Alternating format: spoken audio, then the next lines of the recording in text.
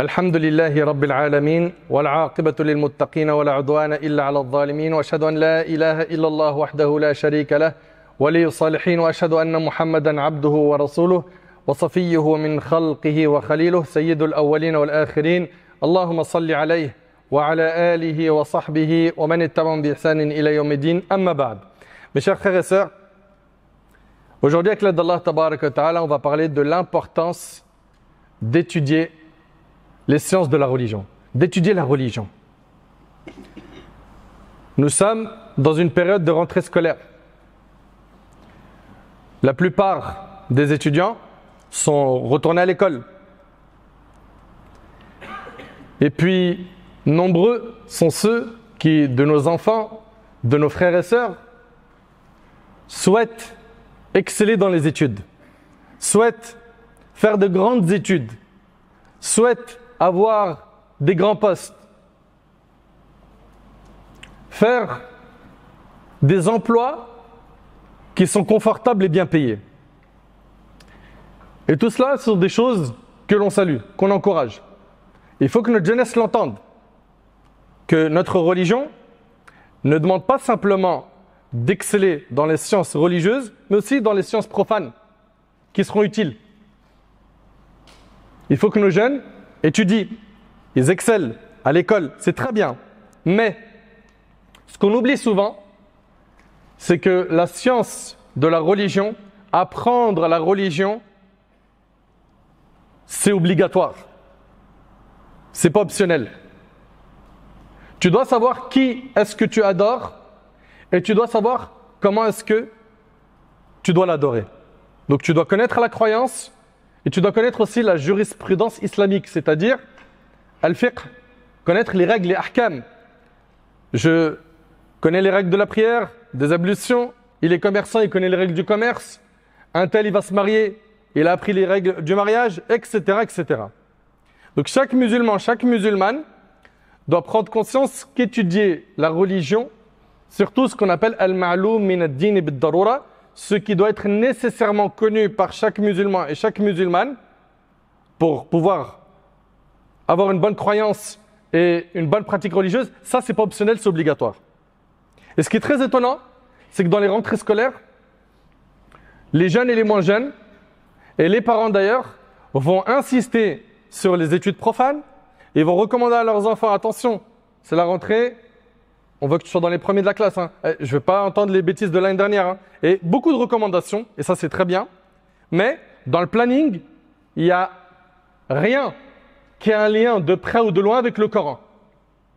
Dans le planning de son enfant, ou toi qui te reconnais qui es étudiant, universitaire, collégien, lycéen, il n'y a rien dans ton planning qui t'amène à apprendre la religion, à évoluer, à croire que tu connais déjà tout dans la religion. À croire que tu maîtrises tout. Non. Dans son planning, il y a le sport. C'est bon, alhamdoulilah, j'ai trouvé le bon sport. Et la religion incite au sport. Et j'ai fait un discours complet dessus. L'islam et le sport. Et c'est très bien de faire du sport. Mais il a mis le sport. Il a placé les moments, il va voir sa famille. Ça, c'est pour les plus pieux, ceux qui sont super bien éduqués, parce qu'il y en a plein, la famille, ça, allez, mets ça de côté. Il y a ami, pote, c'est tout. Donc il a tout planifié. Là, je vais sortir, là, je vais voir mes potes, là, c'est la console, là, c'est mes amis, là, c'est les réseaux sociaux. Il a tout planifié. Mais dans son planning, il n'y a pas l'apprentissage de la religion. Et ce qui me choque, c'est que les parents et certains de nos frères et de nos sœurs trouvent ça normal. Ils trouvent ça normal qu'une année, de septembre à juin, on y a placé tout sauf l'apprentissage de la religion. Il y en a même, ils ne voient même pas l'utilité de cette roadmap. Mais pourquoi ils nous parlent de l'apprentissage de la religion ? Allah, je le connais. La religion, je ne vois pas. Il veut que je connaisse quoi ? Si toi, tu penses que tu maîtrises la religion, mesquine, sache que tu es un ignorant. Parce que la personne qui connaît, ou plutôt qui a étudié, c'est une personne qui se rend compte au fur et à mesure du temps, quand elle apprend la religion, qu'au final, elle ne connaît rien. Allah Ta'ala, il a dit وَمَا أُوتِيتُ مِنَ الْعِلْمِ إِلَّا قَلِيلًا. Vous n'avez eu que peu de science. Donc la logique, c'est plus j'apprends, plus je sens que je suis ignorant et assoiffé d'apprendre. Et ce qui est illogique, c'est d'apprendre, Et ce qui est illogique, c'est de ne rien apprendre. Et quand on te pose la question sur n'importe quoi dans la religion, ah, mais je savais, je le sais. Mais arrête de mentir. Arrête de mentir. Joue pas un rôle. Ça sert à rien. Non, parce qu'il a trop honte de dire je ne sais pas. Ah, tu vas pas apprendre la religion, mais t'assumes pas de dire je ne sais pas. T'assumes pas. Hein. Quand on te dit dans une prière de 4 rak'at, j'ai fait un salam au milieu. Après, quelqu'un derrière, il m'a dit hey, il te manque encore 2 rak'at. Comment tu corriges ça? Ou bien la zakat. Tu sais la calculer? Tu sais la sortir? Tu connais les bénéficiaires de la zakat? Tu connais bien ses conditions? Le hajj, on n'en parle même pas. Chaque année, les gens qui partent au hajj, s'ils ne partent pas avec un guide, ils sont perdus. Il va se marier, il ne connaît pas les règles du mariage. Il fait du commerce, il ne connaît pas les règles du commerce. Omar ibn Khattab, à son époque, il interdisait aux gens de faire du commerce tant qu'ils ne connaissaient pas Ahkam al-Buyu'. Tant que vous ne connaissez pas les règles du commerce, vous n'avez pas le droit de faire du commerce. Vous imaginez? Ou bien aujourd'hui, les problèmes de couple qu'on reçoit, il m'a répudié 5 fois. Mais je ne sais pas si dans les 5, ils sont tous comptés ou pas. Alors le premier, j'étais indisposé, c'est bon ou pas? Le deuxième, il était en colère. Le troisième, dans le troisième, j'étais enceinte. Dans le quatrième, ils connaissent rien. Ils connaissent rien. Et ils posent toujours la question quand ils se mettent dans les profondeurs des trous. Mais pourquoi vous ne vous renseignez pas en amont? Pourquoi tu ne veux pas adorer Allah ala basira, avec clairvoyance? Ou quand tu vas faire n'importe quelle adoration, tu sais, tu connais les règles. Que ce soit dans la purification, dans la prière, dans le zakat, dans le saum, dans le hajj, dans le jeûne, dans le hajj, dans n'importe quelle situation, alhamdoulilah, il a un bagage religieux. Il est apaisé. Et c'est eux les gens les plus épanouis et les plus heureux. C'est ceux qui connaissent réellement Allah. Et c'est par la science de la religion qu'Allah subhanahu wa ta'ala va t'élever en degré. Allah tabarak wa ta'ala il dit Yarfa'illahu alladhina amanu minkum walladhina utul ilma darajat.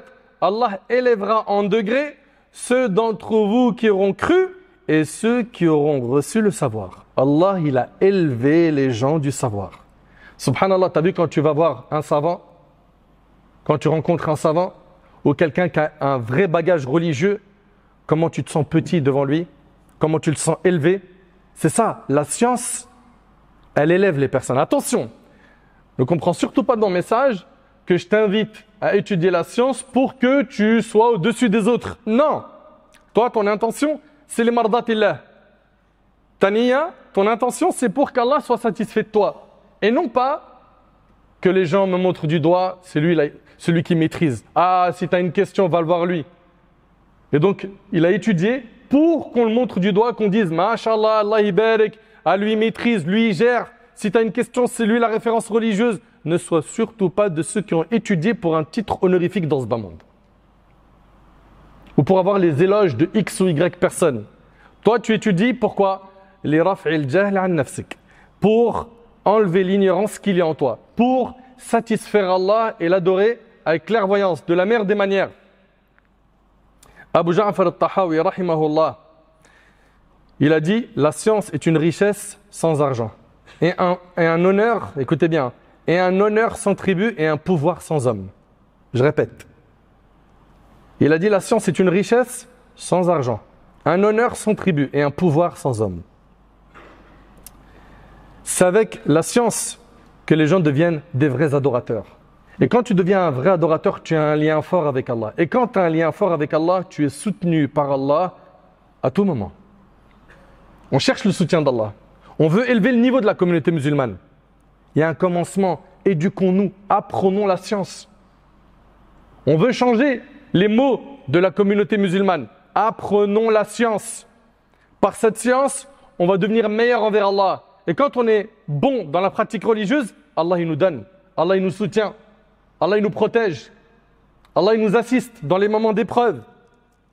L'imam Ahmad rahimahullah a dit, les gens ont besoin de la science plus que la nécessité de s'alimenter, car la nourriture et la boisson, ils en ont besoin 1 à 2 fois dans la journée. Ça, c'est à l'époque de l'imam Ahmad. Hein. Ils avaient besoin de manger 1 ou 2 fois dans la journée. Aujourd'hui, ils ont un CD avec le frigo. Ils en ont besoin 1 à 2 fois dans la journée. Quant à la science, ils en ont besoin autant de fois qu'ils respirent. À chaque instant, tu as besoin de la science. Combien de fois tu te retrouves confronté à des contrats? Je ne sais pas, c'est halal ou pas, je signe ou pas. Je suis en train d'acheter à manger, je suis dans un rayon, dans un centre commercial, je ne sais pas, dans les ingrédients, ça, j'y ai le droit ou pas. Tu as tout le temps besoin de la science. Dans tes adorations, dans ta pratique, dans ta vie de tous les jours. Ali ibn Abi Talib radiyallahu anhu a dit, et méditez bien sur ces paroles très profondes, il a dit, radiyallahu anhu, il suffit comme honneur pour la science que prétend l'avoir celui qui ne la connaît pas. C'est vrai ou c'est pas vrai? Celui qui ne connaît pas la science, tu lui dis, mais ça, tu l'avais lu, ça, ce que j'ai dit? Ah ouais, si, je connais. Hein. Mais arrête de mentir. Si tu ne le connaissais pas, si tu n'avais pas cette info, mens pas. Ne mens pas. Donc, il suffit comme honneur pour la science que prétend l'avoir celui qui ne la connaît pas. Et que s'en réjouisse celui à qui on lui attribue. Ah, quand tu dis à quelqu'un, Mashallah, tu connais dans la religion. Qu'est-ce qu'il est content? Et pourtant, lui, il sait que c'est une coquille vide, il n'y a rien. Il connaît 2 versets, 3 sourates, il connaît un hadith. Ça fait des années, il n'a pas avancé dans l'apprentissage de la religion. Et Ali ibn Abi Talib, il dit, et il suffit comme bassesse pour l'ignorance que s'en désavoue celui qui en est touché. Celui qu'on accuse d'être ignorant, ou qu'on lui dit, mais ça, tu ne le savais pas? Tout de suite, il fait quoi? Il se désavoue de l'ignorance. Avec la science de la religion, on apprend à connaître Allah, ses noms, ses attributs, ses actes. On apprend à connaître ses ordres, ses interdits, les limites qu'il a fixées, ses règles, les règles qu'il a fixées pour nous. Et c'est avec tout cela, avec ces connaissances-là, que va naître dans ton cœur la crainte d'Allah tabarak wa ta'ala. Et quand la crainte d'Allah s'installe dans le cœur, qu'est-ce qui se passe? Eh bien, tu deviens parmi ceux qui sont les plus rapprochés d'Allah. Tu deviens parmi ceux qui pratiquent le mieux la religion d'Allah. Allah Ta'ala dit « Innama yakhsha Allah min ibadihi al-ulama » Parmi les hommes, seuls les savants craignent Allah. Plus tu apprends, la logique des choses, c'est que tu mets en pratique. Parce que quand tu apprends à connaître Allah Tabarak wa Ta'ala, eh ben, tu réalises à quel point tu es comblé de bienfaits, à quel point tu es ingrat face aux nombreux bienfaits d'Allah Tabarak wa Ta'ala. Tu réalises à quel point tu n'es pas à la hauteur au niveau des adorations et donc tu cherches à t'améliorer, à exceller. Et quand tu trébuches, quand tu fais un péché, tu demandes pardon à Allah Tabarak wa Ta'ala très rapidement. Tu reviens vite vers Allah Subhanahu wa Ta'ala. Les savants, ce sont ceux qui craignent le plus Allah. Et Ibn Kathir, rahimahullah, il a dit que les savants, eux, pourquoi ils craignent le plus Allah? Parce que c'est ceux qui connaissent le mieux Allah. Allah Tabarak wa Ta'ala, il dit أَوَمَنْ كَانَ مَيْتًا فَأَحْيَيْنَاهُ وَجَعَلْنَا لَهُ نُورًا وَجَعَلْنَا لَهُ نُورًا يَمْشِي بِهِ فِي النَّاسِ كَمَنْ مَثَلُهُ فِي الظُّلُمَاتِ لَيْسَ بِخَارِجٍ مِنْهَا. Celui qui était mort, nous dit Allah, que nous ramenons à la vie et que nous dotons d'une lumière. Vous savez, c'est quoi cette lumière? Selon les exégètes, la lumière désigne le Coran ou l'Islam et les deux avis sont corrects. Donc Allah il dit, celui qui était mort, que nous ramenons à la vie et que nous dotons d'une lumière. Cette lumière, c'est le Coran ou l'Islam. Ok? Et que nous dotons d'une lumière pour cheminer parmi les hommes. Est-il semblable à celui qui erre dans les ténèbres sans pouvoir en sortir? Ainsi a-t-on enjolivé leurs œuvres aux yeux des infidèles.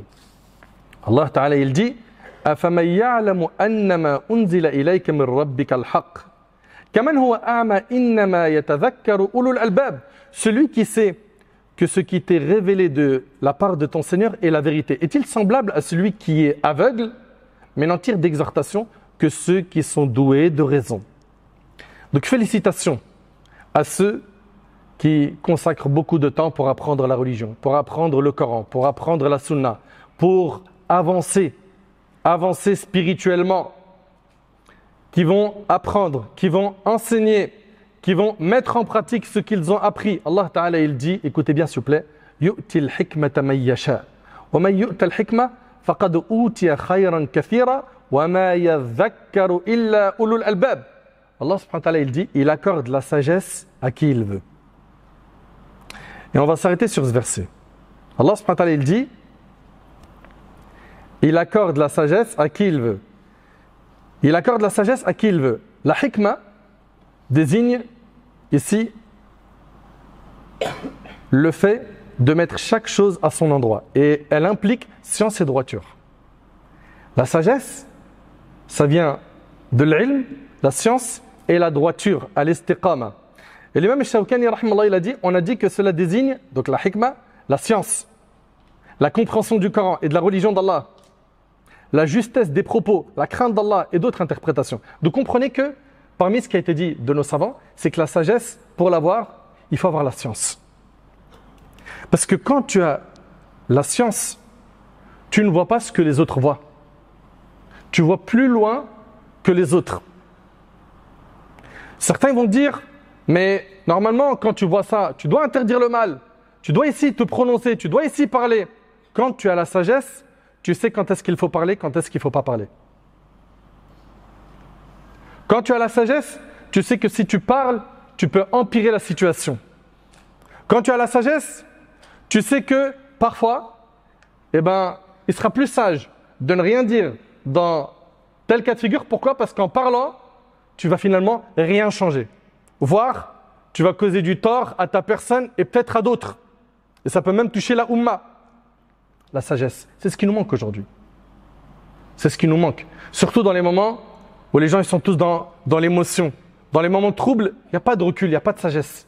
C'est très difficile d'avoir du recul et de la sagesse. D'où l'importance de revenir vers les gens de science. Car ce qu'ils voient est totalement différent de ce que voit la masse. Le prophète, alayhi salatu wassalam, dans le hadith rapporté par Bukhari et Muslim, a dit: celui à qui Allah veut du bien, il lui fait comprendre la religion, rapportée par Bukhari et Muslim, selon Muawiyah ibn Abi Sufyan. Regarde bien, hein. Celui à qui Allah veut du bien, il lui fait comprendre la religion. Apprendre et comprendre, c'est deux choses différentes. Il y en a plein, ils connaissent beaucoup de textes. Ils ont étudié des moutons, des livres, etc. Il a appris beaucoup, mais il comprend peu de ce qu'il a appris. C'est pour ça, comprenez que le plus important, ce n'est pas la quantité que tu as mémorisée, c'est la quantité que tu as compris. Tu vois, le jeune, il vient, souvent, hein, c'est chez les jeunes ces exemples. Il te dit, mais tu vois pas le hadith là, il est pas clair, tu comprends pas? Tu dis, attends, stop. Ce hadith là, il a une explication. Et puis, sur le sujet, il n'y a pas qu'un seul hadith, il y en a plusieurs. Tu n'as pas pris en compte la divergence des savants. Il y a d'autres avis qui sont aussi très forts, ils sont basés aussi sur des textes coraniques, prophétiques. Mais la personne qui n'a pas étudié, ou qui n'a pas la compréhension fine des textes, généralement, elle se retrouve souvent à mal comprendre les choses. Celui à qui Allah veut du bien, il lui fait comprendre la religion. Et le prophète, dans le hadith de Tirmidhi, il a dit, et c'est le hadith de Abu Huraira, retenez bien que ce bas monde est maudit. Et tout ce qui s'y trouve est maudit, excepté l'évocation d'Allah, exalté soit-il, et ce qui s'y rattache, ainsi qu'un savant et un étudiant.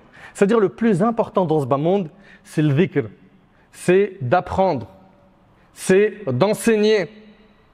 Et Abu Darda radiallahu anhu a dit, j'ai certes entendu le prophète sallam dire, le hadith il est rapporté par Abu Daoud, celui qui emprunte un chemin par lequel il recherche une science, Allah lui fait prendre par cela un chemin vers le paradis. Subhanallah. Certes, les anges tendent leurs ailes par agrément pour celui qui recherche la science. Certes, tous ceux qui sont dans les cieux et la terre, même les poissons dans l'eau, demandent pardon pour le savant. Le mérite du savant par rapport à l'adorateur est comme le mérite de la lune par rapport aux autres étoiles. Vous entendez? Et certes, les savants sont les héritiers des prophètes. Et les prophètes n'ont pas laissé comme héritage des dinars ou des dirhams, mais ils ont laissé comme héritage la science. Celui qui l'apprend aura certes pris une part énorme. Subhanallah. Mais malheureusement, beaucoup de gens ne cherchent pas l'apprentissage de la religion. Notre Ummah a besoin d'apprendre, afin d'évoluer, de s'éduquer, afin d'améliorer sa relation avec Allah Tabaraka wa Ta'ala. D'apprendre auprès de qui? Auprès des savants, qui sont les héritiers des prophètes. La première chose que tu dois apprendre, c'est ta croyance. Tu dois apprendre qui est ton Seigneur. Tu dois apprendre comment est-ce que je dois l'adorer, en passant par le fiqh et les autres sciences de la religion qui sont très nombreuses. Donc rapprochons-nous des gens de science et arrêtons d'être insouciants. On dort. On perd trop de temps. Tu viens, tu lui dis, mais pourquoi tu n'apprends pas? Il te dit, mon planning, il est déjà full. Ah ouais? Parfait. Montre-moi combien de temps tu restes sur ton téléphone, sur ton ordi, et qu'est-ce que tu regardes? Combien de temps tu as passé à regarder des stories, des vidéos inutiles, futiles, voire haram? Et après, tu me dis, j'ai pas le temps? Combien de temps tu as passé au téléphone à parler avec tes amis? Des heures que tu comptes pas, à rigoler. Ah, je suis resté 1h30 avec lui. On l'a même pas senti cette heure et demie là. Elle est passée trop vite. Mais quand il s'agit de t'asseoir pour apprendre une sourate, c'est dur là. Quand il s'agit de réviser le Coran, c'est dur pour l'âme. Quand il s'agit de s'inscrire dans un institut en ligne ou en présentiel, et vous n'avez plus aucune excuse. Avant, c'était très difficile de trouver des endroits pour pouvoir étudier la religion. Je parle ici en France. Par la grâce d'Allah subhanahu wa ta'ala, il y a des instituts pour étudier en présentiel et il y en a plein pour étudier en ligne. Bien évidemment, le top, c'est d'étudier en présentiel. Mais parfois, il y a des gens, ils habitent dans des endroits où ils n'ont pas de cours dans leur mosquée. Ils sont dans des villes, des endroits qui sont excentrés, un peu loin, où ils n'ont pas accès à des gens de science. Et bien, par la grâce d'Allah, aujourd'hui, avec Internet, vous pouvez étudier en ligne.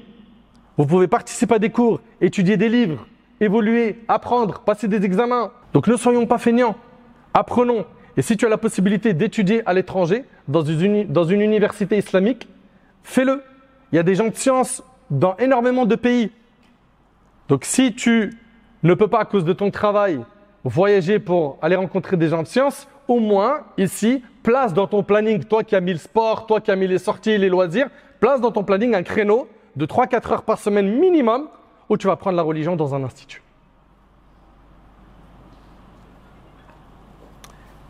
Celui qui veut, comme vous le savez, il se donne les moyens. Et celui qui ne veut pas une chose, il trouve des excuses. Tu fais partie de quelle catégorie de gens? C'est une nécessité d'apprendre la religion. C'est une nécessité. Ne vois pas que je suis en train de te parler de quelque chose d'optionnel. C'est obligatoire. C'est de cette manière-là que tu auras une foi solide. C'est de cette manière-là que tu vas pratiquer ta religion avec clairvoyance, avec science. C'est de cette manière-là que tu vas t'écarter du shirk, des innovations, de l'égarement, des ambiguïtés, du suivi des passions. C'est avec l'apprentissage de la religion que tu vas pouvoir, bi'idhnillah subhanahu wa ta'ala, appeler les gens à Allah. C'est en apprenant la religion que tu pourras toi-même, un jour, appeler les gens à Allah. Et tu sais qu'est-ce que tu gagnes quand tu es, toi, la cause de la guidée d'une personne? Toutes les récompenses que cette personne-là va gagner, tu en auras les mêmes récompenses, sans que ces récompenses à lui ne diminuent. Ça veut dire que j'ai appris à mon frère une sourate du Coran, chaque jour il la récite, il gagne des récompenses et je gagne en même temps les mêmes récompenses que lui. Et même après ma mort, dans ma tombe, c'est une science dont je tire profit. Et imaginez que je n'ai pas enseigné à une personne, mais j'ai enseigné à 10, ou à 20, ou à 30 personnes. Et ces 30 personnes, parmi eux, il y en a eu 5 qui ont enseigné à leur tour à 50 personnes. Et ces 50, et ainsi de suite. Ces récompenses-là qui vont découler de cette chaîne, j'en suis associé. C'est-à-dire, en vérité, on peut gagner énormément de récompenses si seulement on réfléchissait. Avec la science, tu vas pouvoir être dans le juste milieu. Car malheureusement, on a souvent, dans les comportements des gens, deux extrêmes. Un excès, des gens qui rendent fous. Ils voient tout haram. Tout pour eux est sombre. Tu les écoutes un peu, tu te dis, mais c'est pas possible de pratiquer la religion, c'est impossible. Selon ce qu'il me dit, tout est interdit, ou innovation, ou égarement. Et tu vas rester avec d'autres, toutes les portes fermées, tu les ouvres avec des avis marginaux. Mais non, halal, mais non, mais ça, il y a divergence. C'est vrai que tous les savants, ils ont dit haram, mais il y a un savant, il a dit tu peux. Les savants, ils ont dit, celui qui réunit tous les avis marginaux a réuni en lui tout le mal. Nous, notre objectif, c'est pas de suivre les avis marginaux isolés pour faciliter à notre âme. Non, on suit la vérité. Nous, ce qu'on suit, c'est quoi? C'est ce qu'a dit la religion, parce que notre âme veut entendre. Mes chers frères, mes chères sœurs, Abu Darda radhiyallahu anhu, il a dit: pourquoi est-ce que je vois vos savants partir, disparaître, et vous ignorants ne pas vouloir apprendre? Il leur a dit: apprenez avant que la science ne disparaisse. Et il a dit: la disparition de la science se fait par la disparition des savants. Les gens doivent comprendre que pour pouvoir apprendre la religion, il faut aller chez des gens qui ont étudié. chez des gens de science. Si tu n'arrives pas à trouver un savant, au moins quelqu'un qui a étudié chez des savants, qui est diplômé, qui a un cursus religieux, qui a un cadre dans lequel il a été mis pour l'apprentissage de sa religion. Et ça fait partie des signes de la fin des temps que les savants disparaissent. Et subhanallah, de plus en plus on entend tel savant est mort, tel savant est mort, tel savant est mort, tel savant est mort. Ça doit donc nous alerter et on doit faire le nécessaire pour profiter de ce qui reste comme science, de profiter de ces gens qui ont eux reçu l'héritage du prophète alayhi salatu wassalam, afin de pouvoir nous-mêmes être des relais, de transmettre, de faire continuer la da'wah et de propager le khir là où on se trouve. Donc je m'invite ainsi qu'à vous à ne jamais se démotiver face au chemin de talab al-ilm. Ce chemin-là, il est dur pour l'âme. Apprendre et faire des contrôles et être dans un cursus où tu vas avoir des examens, tu vas avoir des devoirs à faire, etc. C'est quelque chose de difficile pour l'âme. Mais c'est le moyen le plus efficace. Pourquoi? Pour que tu puisses avancer.